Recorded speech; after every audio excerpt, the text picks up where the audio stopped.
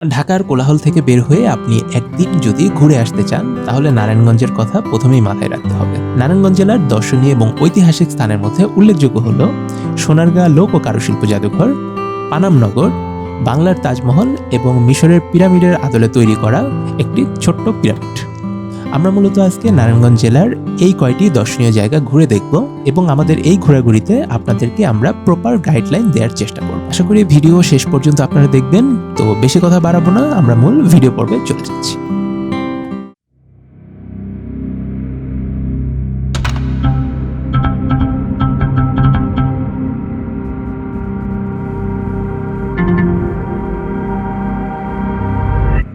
গুলিস্তান বঙ্গবন্ধু জাতীয় স্টেডিয়ামের সামনে থেকে আপনারা এনাফ বাস পেয়ে যাবেন ঢাকা থেকে নারায়ণগঞ্জগামী। আমরা দোয়েল লিমিটেড একটি বাসের টিকিট কেটে ফেলি এবং জনপ্রতি ভাড়া পড়েছিল 65 টাকা এবং ভিতরের সিট মোটামুটি ছিল।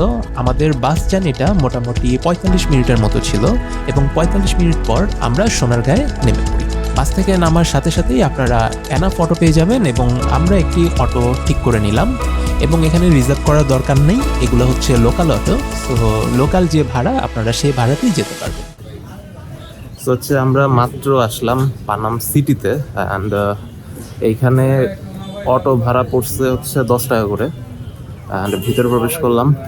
সামনে মনে হয় টিকিট কাটতে হবে, সো দেখি। তো এই সাইড হচ্ছে টিকিট কাউন্টার অ্যান্ড প্রবেশ পত্র 15 টাকা অ্যান্ড এটা হচ্ছে 15 টাকা। আর হচ্ছে এই সাইডে পানাম নগরের ইতিহাস। পানামনগর পৃথিবীর 100টি ধ্বংসপ্রায় ঐতিহাসিক শহরের একটি, যা নারায়ণগঞ্জ জেলার সোনারগাঁয়ে অবস্থিত। পানাম বাংলার প্রাচীনতম শহর। একসময় ধনী হিন্দু সম্প্রদায়ের লোকদের বসবাস ছিল এখানে, ছিল মুসলিমের জমজমাট ব্যবসা। প্রাচীন সেই নগরীর তেমন কিছু আর অবশিষ্ট নেই, তবে এখন আছে শুধু ঘুরে দেখার মতো ঐতিহাসিক পুরনো বাড়িগুলো। পানাম নগরীর এই দুই ধারে মোট 52টি স্থাপনা রয়েছে। এর উত্তর দিকে 31টি এবং দক্ষিণ দিকে 21টি স্থাপনা রয়েছে। দুপাশের স্থাপনাগুলোর মাঝখান দিয়ে আপনি যখন হাঁটবেন মনে হবে যেন কোনো এক রূপকথার রাজ্যে আপনি হারিয়ে গিয়েছেন। আমরা হচ্ছে পানাম নগরী দিয়ে হাঁটতে হাঁটতে একদম লাস্ট পয়েন্টে চলে আসলাম এবং চলে আসার পর এইখানে হচ্ছে চা খেতে মিস করবেন না, একদম খাঁটি গায়ের দুধের চা। অ্যান্ড এখান থেকে আমরা চা নিলাম। তো এখন হচ্ছে এখান থেকে চা খাচ্ছি, সাধারণত চা খাই অ্যান্ড চা খাওয়ার পর তারপর কথা বলতেছি আপনাদের সাথে।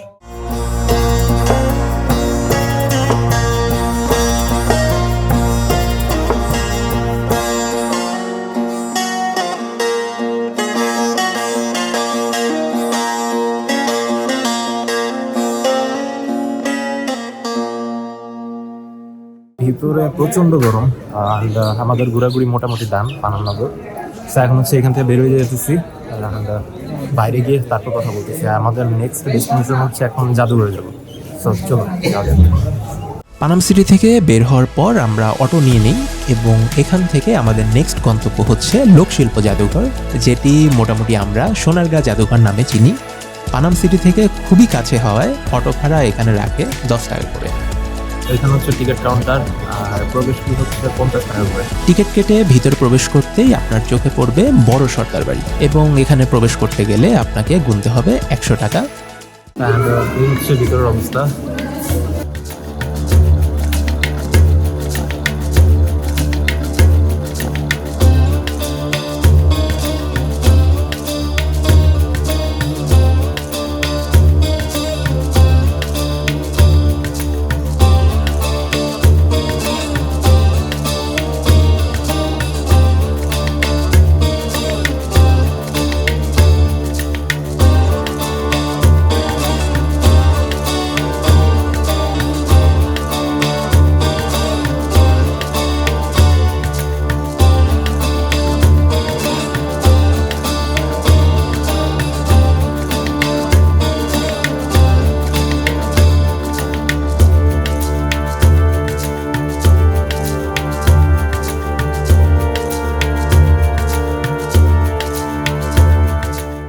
তো এই ছিল বড় সর্দার বাড়ি। তাছাড়া ভিতরে আর দেখার মতো কিছু নাই, বলতে পারেন যে ডেকোরেশনটা জাস্ট সুন্দর। তো এই তো এখান থেকে বেরিয়ে যাবো। আধা ঘন্টা টাইম ডিউরেশন দিছিল 100 টাকার টিকেটে। আর একটা জিনিস, সেটা হচ্ছে ক্যামেরার ব্যাপারটা। তো আমি ক্যামেরা নিয়ে আসছিলাম, ক্যামেরা দিয়ে ভিতরে ভিডিও করা যাবে না, বাট ফোন দিয়ে ঠিকই ভিডিও করা যায়। আমি এটার কাহিনী বুঝতাম না যে ফোন দিয়ে ভিডিও করা যায় বাট ক্যামেরা দিয়ে ভিডিও করা যাবে না। তো আমরা এখন এই দিক দিয়ে বেরোয় গেলাম। আর এই যে সামনে পুকুর, বড় সর্দার বাড়ির সামনে।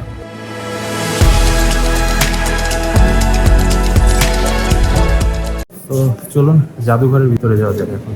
এটা যেহেতু একটা লোকশিল্প জাদুঘর, তো এখানে সবকিছুই ওই টাইপেরই। তো আপনারা যদি দেখেন,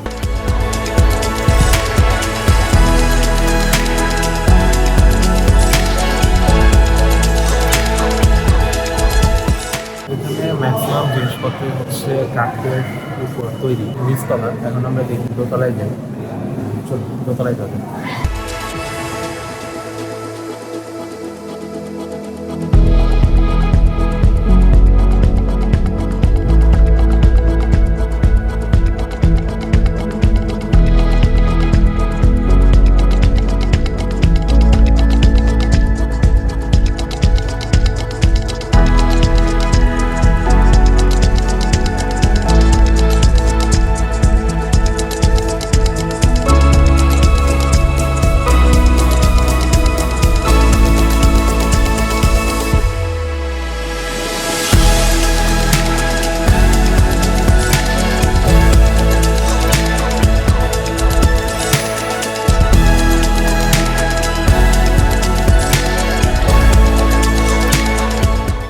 তো আমরা এখানে যে জিনিসটা দেখলাম, যে এক একটা ফ্লোর হচ্ছে এক একটা শিল্প দিয়ে সাজানো।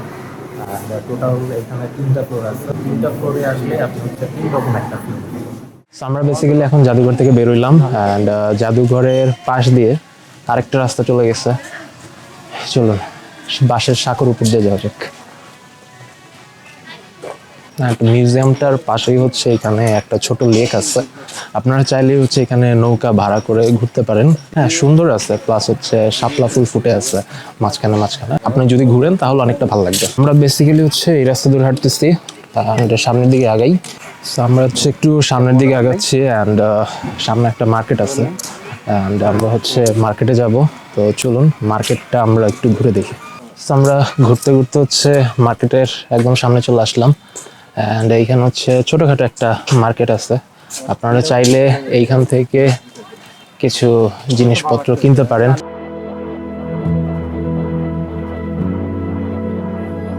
বাজার তো একটু ভাবটা নাও, লাভ নেই।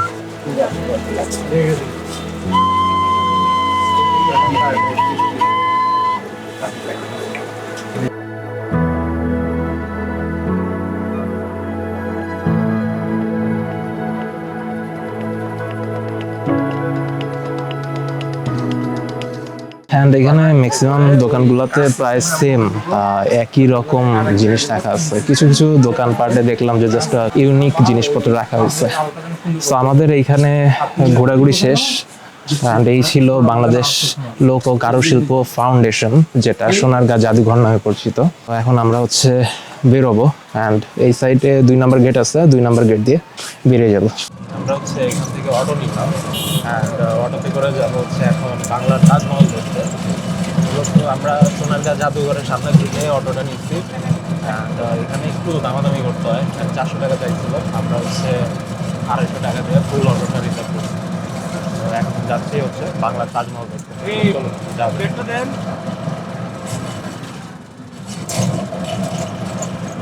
টোটাল 45 থেকে 50 মিনিটের একটা অটো জার্নি ছিল। অ্যান্ড আমরা হচ্ছে সোনারগাঁ জাদুঘর থেকে মাত্র পৌঁছাইলাম বাংলার তাজমহল। আমরা হচ্ছে এন্ট্রি অ্যান্ড টিকিট কাটতে হবে। তো তাজমহল ও পিরামিড দুইটা একটা টিকিটেই দেখা যায়। অ্যান্ড আমরা দেখি সামনে গিয়ে টিকিট কাটি।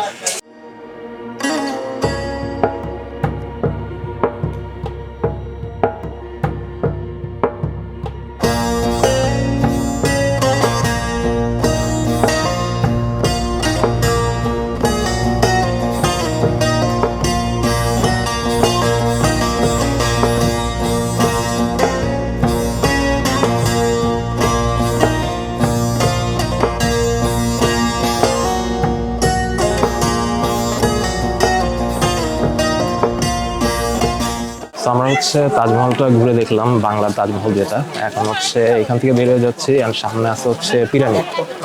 আর মিশরের পিরামিডের আদলেই তৈরি করা হয়েছে, অ্যান্ড আমরা হচ্ছে ওইখানে যাব, মিশরের পিরামিডে। আমরা প্রবেশ করলাম মাত্র রাজমণি পিরামিডে। এটা হচ্ছে মিশরের যে পিরামিডটা আছে ওইটার আদলেই তৈরি করা হয়েছে। অ্যান্ড একটা জিনিস, সেটা হচ্ছে আমরা বাংলার তাজমহলে গেছিলাম, ওইখানে যে টিকিটটা কাটছি ওইটাই শো করছি এখানে, তার ভিতরে ঢুকতে দিচ্ছে। আপনারা যদি ওই টিকিট পরবর্তীতে ছিঁড়ে ফেলতেন বা ছিঁড়ে ফেলেন, তো সেই ক্ষেত্রে কিন্তু আপনি এখানে আবার টিকিট কাটতে হবে 150 টাকা করে। সেই জিনিসটা মাথায় রাখবেন।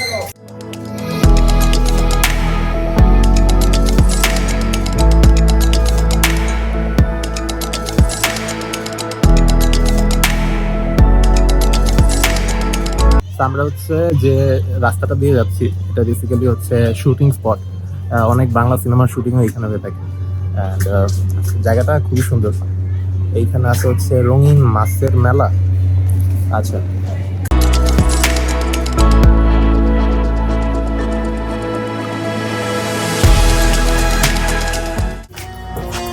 এই হচ্ছে পিরামিড, রাজমণি পিরামিড। এখানে কি লেখা আছে? এই শুভ্র ধরে যাইতে না করছে, এই জিনিসটা সবুজ দিয়ে লেখা রাখছে।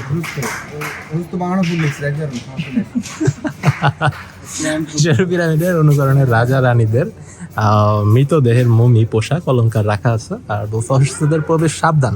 কেন সাবধান? চলুন ভিতর প্রবেশ করে তারপর দেখে আসি।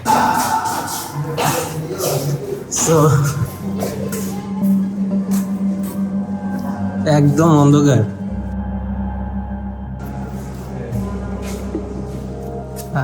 এখানে আছে হচ্ছে রাজা রানীদের মৃতদেহ।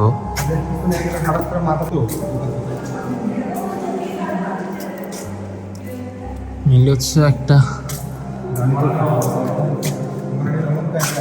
রেড একটা থিম দিছে, রেড কালার দিয়া।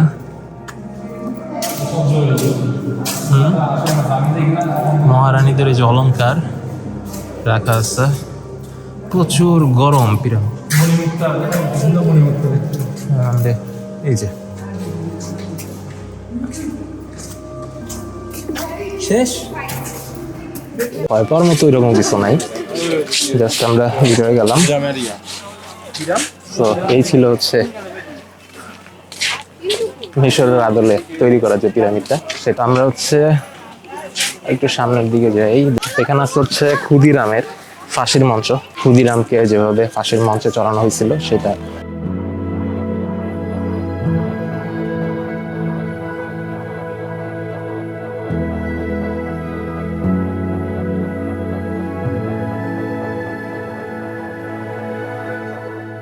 সো এই ছিল মোটামুটি রাজমণি পিরামিড। অ্যান্ড পিরামিডের পাশে ছিল হচ্ছে ক্ষুদিরামের ফাঁসির মঞ্চ। এখন আমরা এখান থেকে ব্যাক করতেছি, আর দেখার মতো এখানে কিছু নাই।